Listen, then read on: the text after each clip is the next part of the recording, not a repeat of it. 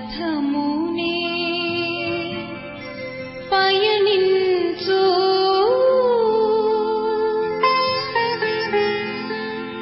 శివపితా ప్రియ సంతానం శాంతియే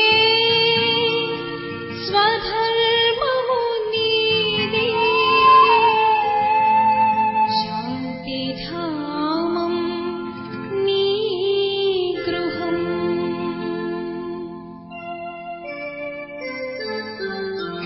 శాంతి పథమునే పయనించు శివపితా ప్రియ సంతానం శివపితా ప్రియ సంతానం శాంతియే స్వధర్మము నీదే శాంతియే స్వధర్మము నీదే శాంతిధామం నీ గృహం శాంతిధామం నీ గృహం శాంతి పథమునే పయనించు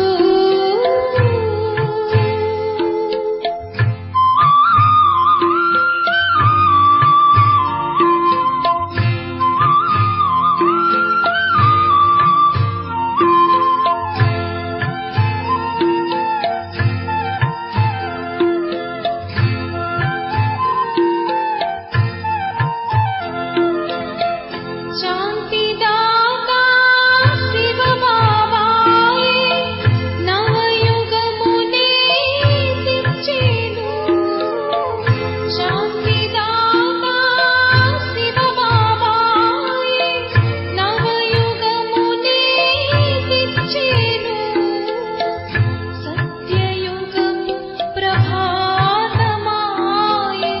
మానవులే దేవతలయ్యే ధరణిలో అశాంతి తొలగును విశ్వనవనిర్మాణమయ్యే విశ్వనవనిర్మాణమయ్యే శాంతియే స్వధర్మము నీదే శాంతియే స్వధర్మము నీదే శాంతిధామం నీ గృహం శాంతిధామం నీ గృహం శాంతి పథమునే పయనించు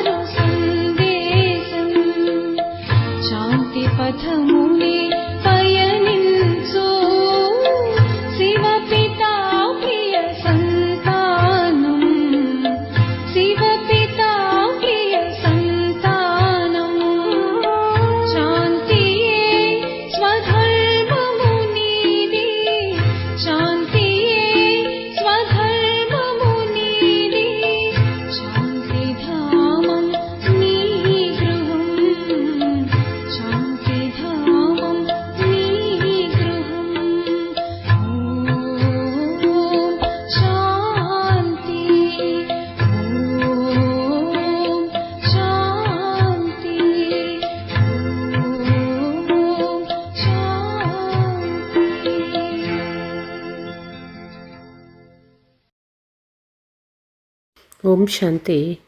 మురళీ డేట్ 30/7/2026. మధురమైన పిల్లలారా, తండ్రి వంటి నిరహంకారులు, నిష్కామ సేవదారులు ఎవరూ లేరు. పూర్తి విశ్వ సామ్రాజ్యాన్ని పిల్లలకిచ్చి తాను వానప్రస్థంలో కూర్చుండిపోతారు. ప్రశ్న: తండ్రి ఇచ్చే ఏ సందేశాన్ని మీరు పూర్తి విశ్వానికి తెలియచేయాలి? జవాబు: అందరికీ తెలియచేయండి. మీరు దుఃఖహర్త సుఖకర్త సంతానము. మీరు ఎప్పుడూ ఎవరికీ దుఃఖాన్ని ఇవ్వరాదు. మీరు సుఖదాత అయిన తండ్రిని స్మృతి చేయండి. వారిని అనుసరిస్తే అర్ధకల్పము సుఖధామానికి వెళ్తారు. ఈ సందేశాన్ని అందరికీ ఇవ్వాలి. ఎవరైతే ఈ సందేశాన్ని జీవితంలో ధారణ చేస్తారో వారు 21 జన్మలకు మాయామూర్ఛ నుండి విడుదల అవుతారు. తెలియచేయండి. పాట: మా తీర్థస్థానాలు భిన్నమైనటువంటివి. ఓం శాంతి. మధురాతి మధురమైనటువంటి ఆత్మీక పిల్లలు ఈ పాట అర్థాన్ని తెలుసుకున్నారు. ఆత్మలైన మనకు వారు తండ్రి. ముఖ్యమైనది ఆత్మ. ఆత్మ పరంపిత పరమాత్మ సన్ముఖంలో కూర్చొని ఉన్నదని ఇప్పుడు మీకు తెలుసు. ఆత్మలైన మీరు పరమాత్మని ముందు కూర్చొని ఉన్నారు. మీకు మీ శరీరం ఉంది. వీరికి లోనుగా తీసుకున్న శరీరం ఉంది. గురువులు మనుషులను యాత్రలకు తీసుకువెళ్తారు. భక్తి మార్గంలో అనేక మంది గురువులున్నారు. భారతదేశంలో స్త్రీ తన పతిని కూడా గురువు ఈశ్వరుడు అని భావిస్తుంది. మీరు నా పిల్లలు కదా, మీ బాబా పిల్లలకు అర్థం చేయిస్తూ ఉన్నారు. మేము అనంతమైన తండ్రి పిల్లలమని అర్థం చేసుకున్నారు. అనంతమైన ఆస్తిని మళ్ళీ తీసుకునేందుకు వచ్చారు. ఇప్పుడు మనము సద్గతిని పొందాలి. ఈ నిశ్చయం ఉంది కదా. పూర్తి ప్రపంచమంతా దుర్గతిలో ఉంది, పతితంగా ఉంది. పావనంగా అయ్యేందుకే తండ్రిని పిలుస్తారు. భారతదేశంలో లెక్కలేనంత మంది గురువులు ఉన్నారు. కొందరికి 100 మంది, కొందరికి 500 మంది, కొందరికి 50 మంది కూడా అనుచరులు ఉన్నారు. కొందరికి లక్షలు కోట్ల మంది కూడా ఉన్నారు. ఉదాహరణకి నపుంసకులకు ఆగా ఖాన్ అనే గురువు ఉన్నారు. అతనికి ఎందరో అనుచరులు ఉన్నారు. అతనికి చాలా గౌరవం ఇస్తారు. భలే ఆ గురువు ఏం చేసినా, ఎటువంటి వారైనా అతనికి ఎంతో గౌరవం ఉంది. భక్తి మార్గంలో అనేక మంది గురువులు ఉన్నారు. వారు కూడా నెంబర్ వారుగా ఉంటారు. కొందరి సంపాదన పదమాలుగా ఉంటుంది. ఆగా ఖాన్ సంపాదన చాలా ఉంది. అతని శిష్యులు అతన్ని వజ్రాలతో తూచి దానం ఇచ్చారు. త్రాసులో ఒకవైపు వజ్రాలు, మరొక వైపు వారి గురువు. వారిని తూచి వజ్రాలను దానమిస్తారు. ఎన్ని వజ్రాలు ఉండవచ్చు? ఈ రోజుల్లో చాలామందిని బంగారంతో తులాభారం వేస్తారు. ప్లాటినం అనే మరో కలోహనం ఉంది. అది బంగారం కంటే ఎక్కువ విలువైనది. దానితో కూడా తూకం వేసి ఇచ్చారు. గురువుల పదవి ఎంత గొప్పగా ఉందో చూడండి. ఇలాంటి గురువులు చాలామంది ఉన్నారు. ఇప్పుడు ఈ సద్గురువుకు మీరు ఏమిస్తారు? వారిని తూకం వేస్తారా? వజ్రాలతో తూకం వేస్తారా? వారిని తూకం వేయగలరా? వారికి స్వయం భారమే లేదు. శివుడు అయితే బిందువు. వారిని మీరు ఏం తూచగలరు? మీ ఈ గురువు ఎంత అద్భుతమైన వారు! అందరికంటే తేలికైన వారు, పూర్తి సూక్ష్మమైన వారు. మీ గురువు ఒక్కరే. శివబాబా దాత అని మీకు తెలుసు. భగవంతుడు ఎప్పుడు ఏమీ తీసుకోరు. వారు ఇచ్చేవారు. ఈశ్వరుని పేరుతో అందరూ దానం చేస్తారు. మరో జన్మలో దీనికి ప్రతిఫలం లభిస్తుందని భావిస్తారు. కోరికలంటూ ఉంచుకుంటారు. ఇప్పుడు మీరు అనంతమైన తండ్రి. వీరిలాగా నిష్కామ సేవను ఎవ్వరూ చేయలేరు. నిష్కామ సేవ కూడా ఎలాంటిది? పిల్లలను విశ్వానికి సుఖధామానికి అధికారులుగా చేస్తారు. బాబా స్వయం విశ్వాధికారులుగా అవ్వరు. వారినే సుఖ సాగర్లు, శాంతి సాగర్లు, పవిత్రతా సాగర్లని అంటారు. పిల్లలకు ప్రతి విషయం చాలా బాగా అర్థం చేయించబడుతుంది. ఒక్క తండ్రి ద్వారానే మీకు జీవన్ముక్తి లభిస్తుంది. తండ్రి ద్వారా స్వర్గ వారసత్వం లభిస్తుంది. నిశ్చయం చేసుకుంటే చాలు. తండ్రిని, వారసత్వాన్ని స్మృతి చేయాలి. వారిని జ్ఞానసాగరుడని అంటారు. పూర్తి సముద్రాన్ని ఇంకుగా చేసుకొని, పూర్తి అడవిని పెన్నుగా చేసుకొని వారి మహిమ వ్రాసిన సమాప్తం కాదు. మీరు ప్రారంభం నుండి జ్ఞానాన్ని వ్రాస్తూ పోతే అనేక పుస్తకాలు తయారవుతాయి. ఈ జ్ఞానము చాలా విలువైనది. దీనిని ధారణ చేయాలి. ఇది పరంపరగా రావడం లేదని మీకు తెలుసు. ఇప్పుడు మీకు సారం లభిస్తుంది. తండ్రి వచ్చి పిల్లలకు తన పరిచయం ఇస్తారు. అదే చాలు. తండ్రి పరిచయాన్ని ఇవ్వడం ద్వారా, రచయితాన్ని తెలుసుకోవటం ద్వారా రచనా జ్ఞానం కూడా వచ్చేస్తుంది. ఎవరు సత్యయుగంలో వస్తారో వారి పునర్జన్మలు ఎక్కువగా ఉంటాయని బుద్ధి చెప్తుంది. చక్రంలో ఇంతకుముందు ఎవరు మొదట వచ్చి ఉంటారో వారే వస్తారు. ఈ చక్రాన్ని కూడా బాగా అర్థం చేసుకోవాలి. మా తీర్థ స్థానము భిన్నమైనదని పాటలో కూడా విన్నారు. వారు అనేక జన్మల నుండి తీర్థయాత్రలు చేస్తూ వచ్చారు. ఇది కేవలం ఈ ఒక్క జన్మ యాత్ర. ఈ ఆత్మీక యాత్రలో కొద్దిగా కూడా కష్టం లేదు. జ్ఞానాన్ని ఇచ్చేవారు ఒకే ఒక సద్గురువు మాత్రమే. జ్ఞానం లేకుండా ఎవరికీ సద్గతి లభించదు. వారు సుప్రీం జ్ఞానసాగర్లు. వారిచ్చే జ్ఞానము ద్వారా సర్వులకు సద్గతి లభిస్తుంది. ఇక ఏం కావాలి? తత్వాలు కూడా సతో ప్రధానంగా అయిపోతాయి. ఇక్కడ తమో ప్రధానంగా ఉన్న కారణంగా వాయువు మొదలైనవి కూడా అలాగే తమో ప్రధానంగా ఉన్నాయి. ఎన్నో భూకంపాలు మొదలైనవి జరుగుతూ ఉంటాయి. సత్యయుగంలో దుఃఖం ఇచ్చే వస్తువు ఏదీ ఉండదు. తండ్రి దుఃఖహర్త, సుఖకర్త. మీరు వారి సంతానం. మీరు ఎవ్వరికీ దుఃఖాన్ని ఇవ్వరాదు. సుఖ వారసత్వాన్ని పొందే మార్గాన్ని అందరికీ తెలియచేయాలి. మీరు సుఖాన్నే ఇవ్వాలని తండ్రి ఇప్పుడు చెప్తారు. దుఃఖానికి నామరూపాలే లేని సుఖాన్ని తండ్రి మీకు అర్ధకల్పానికి ఇస్తూ ఉన్నారు. తండ్రి నుండి 21 జన్మల వారసత్వాన్ని పొందేందుకు మనం ఇక్కడికి వచ్చామని మీకు తెలుసు. మీరు విద్యార్థులు కదా. శివబాబా నుండి స్వర్గ వారసత్వాన్ని తీసుకుంటే సర్వ దుఃఖాలు దూరం అయిపోతాయని మీ మనసులో ఉంది. తండ్రి మనల్ని మేల్కొల్పేందుకు సంజీవని మూలికను ఇస్తారు. తర్వాత 21 జన్మలకు ఇప్పుడు మూర్ఛితులుగా అవ్వరు. ఆ సంజీవిని మూలిక మన్మనాభవ. సర్వుల సద్గతి దాత ఒక బాబా అయినారు. వారిని నిరహంకారి అని అంటారు. ఏ తనువులో వస్తారో వారు కూడా సాధారణమైన వారే. తండ్రి చెప్తారు, ప్రియమైన పిల్లలారా, నేను మీ విధేయుడైన తండ్రిని. గొప్ప వ్యక్తులు సదా ఇలా వ్రాస్తారు, నేను మీ విధేయుడైన సేవకుడను. స్వయానికి శ్రీ అని ఎప్పుడూ వ్రాసుకోరు. ఈ రోజుల్లో శ్రీ ఫలానా అని వ్రాస్తారు. తమకు తామే శ్రీ అని వ్రాసుకుంటూ ఉంటారు.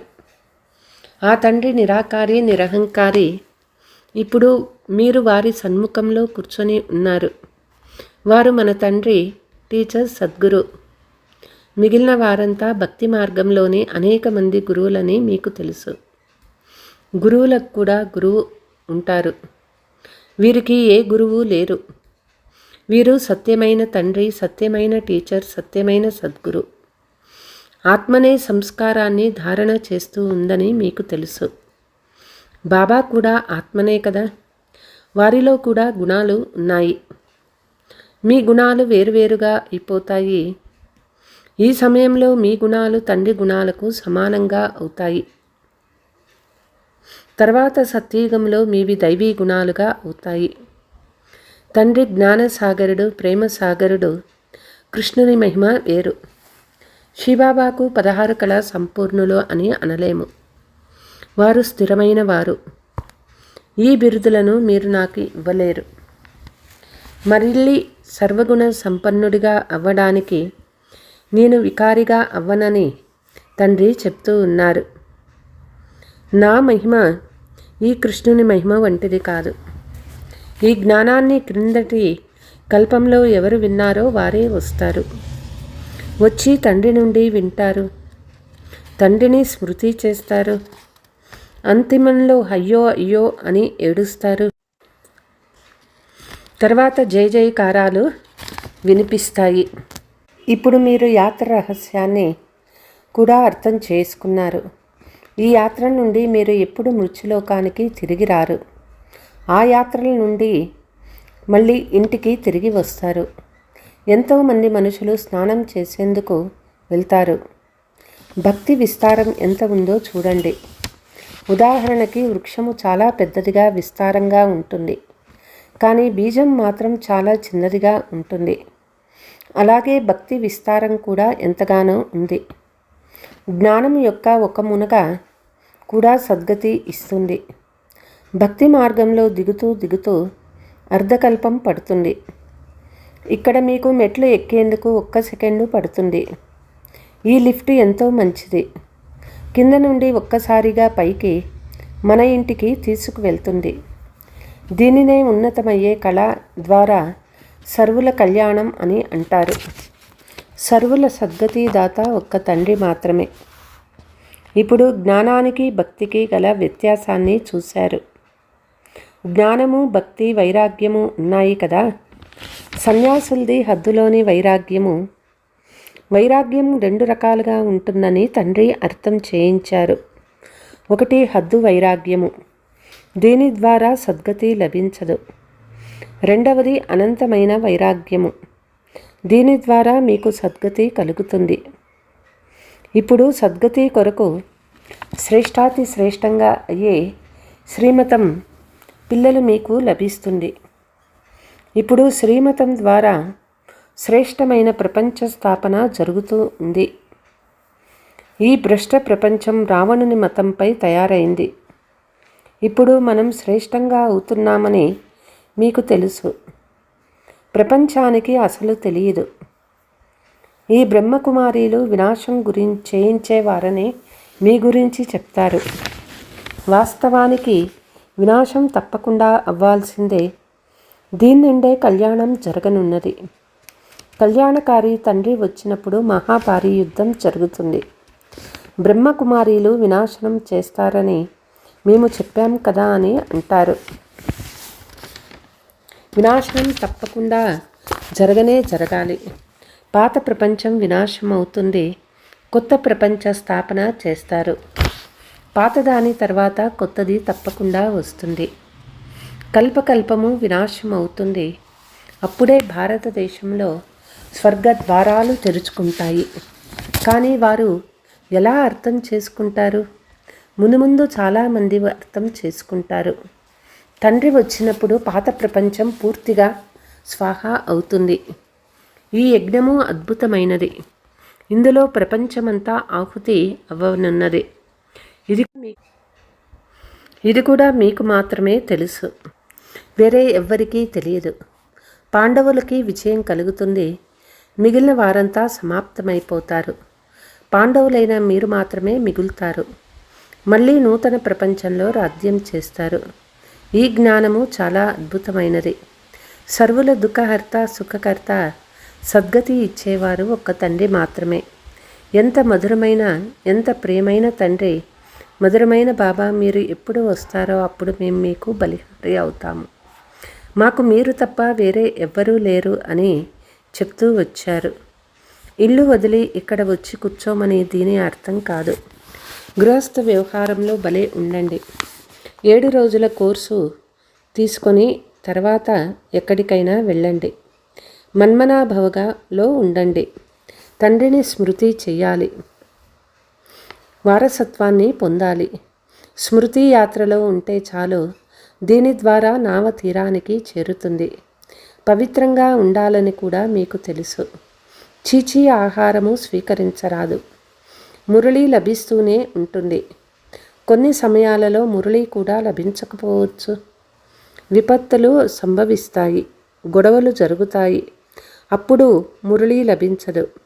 మీరు ఈ కళ్ళ ద్వారా ఏం చేస్తూ ఉన్నారో అది ఉండదు. అంతా భస్మమైపోతుంది. ప్రళయమైతే జరగదు. ప్రపంచమైతే ఒక్కటే ఉంది. అదే కొత్తది నుండి పాతదిగా అవుతుంది. కొత్త ప్రపంచం పాత ప్రపంచమని అంటారు.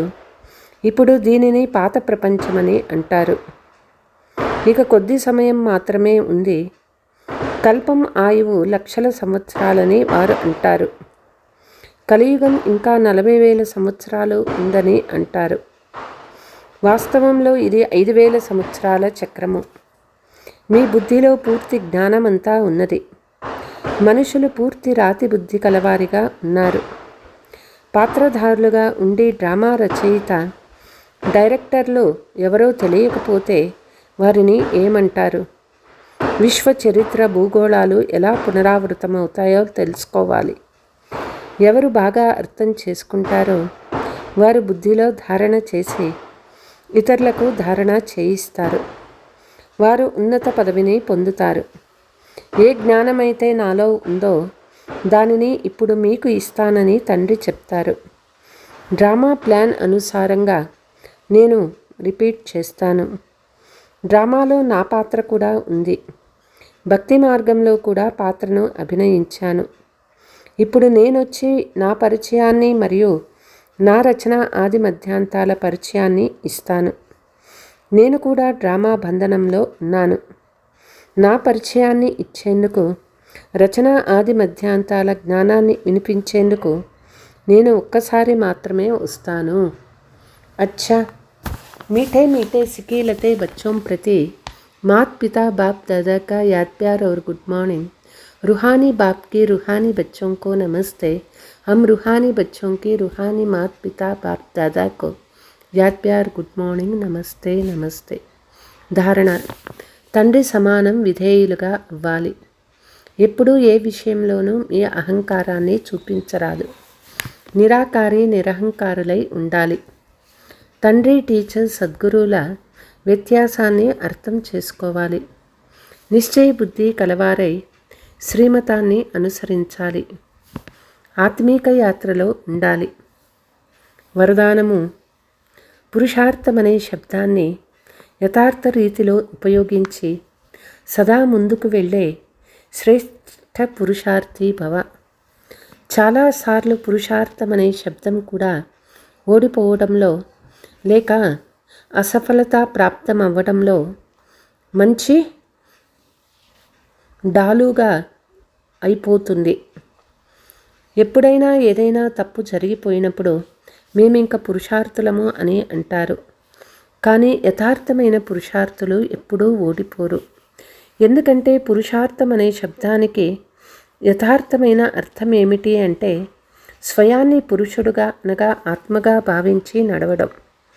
ఇటువంటి ఆత్మీక స్థితిలో ఉండే పురుషార్థులు సదా గమ్యాన్ని ముందుంచుకొని నడుస్తారు. వారు ఎప్పుడూ ఆగిపోరు. ధైర్యాన్ని, ఉత్సాహాన్ని వదిలిపెట్టరు. స్లోగన్: మాస్టర్ సర్వశక్తివంతుడనే స్మృతిలో ఉండండి. ఈ స్మృతియే యజమాని తనపు స్మృతిని ఇప్పిస్తుంది. అవ్యక్త సూచన: ఏ పని చేస్తూ ఉన్నా లేక మాట్లాడుతూ ఉన్నా మధ్య మధ్యలో సంకల్పాల ట్రాఫిక్ను స్టాప్ చేయండి. 1 నిమిషం కోసమైనా శరీరం ద్వారా చేస్తూ ఉన్న కర్మను మధ్యలో ఆపి మనస్సు యొక్క సంకల్పాల ట్రాఫిక్ను స్టాప్ చేసే అభ్యాసం చేయండి. అప్పుడు బిందు రూపం యొక్క శక్తిశాలి స్థితిలో స్థితమవ్వగలరు. ఎలాగైతే అవ్యక్త స్థితిలో స్థితమై కార్యం చేయడం సరళమవుతుందో అలాగే బిందురూప స్థితి కూడా సహజమైపోవాలి. ఇదే యోగం యొక్క జ్వాలా స్వరూప స్థితి. అచ్చా, ఓం శాంతి.